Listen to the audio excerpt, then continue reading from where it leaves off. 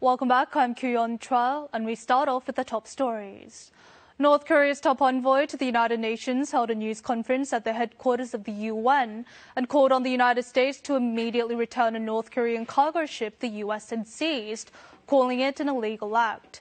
But the US government is known to continue litigation procedures to confiscate the North Korean freighter. Kim Sung, North Korea's permanent representative at the United Nations, held a news conference and demanded that the U.S. immediately return the Wise Honest bulk carrier it had seized on May 9th. The ambassador said Washington's illegal occupation of the North Korean vessel is in clear violation of international law. Our national jurisdiction of the third country cannot be justified in any case and in any circumstances under the international law. The envoy said the seizure also infringes on North Korean sovereignty. It is a property of our republic.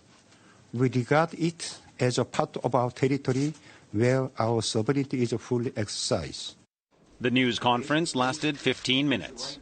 It's highly unusual for the North Korean ambassador to hold a news conference at UN headquarters. Last week, Kim also sent a letter to UN Secretary General Antonio Guterres in which he criticized the U.S. act.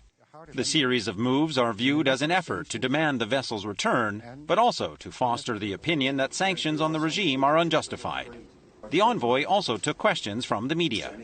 But when he received sensitive questions, such as those relating to the American Otto Warmbier, who was detained in the north and died after release, Kim evaded a reply, only saying that Pyongyang will observe the U.S. response.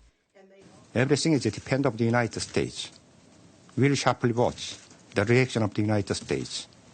The U.S. government is known to continue litigation procedures to confiscate the North Korean freighter on charges of violating global sanctions.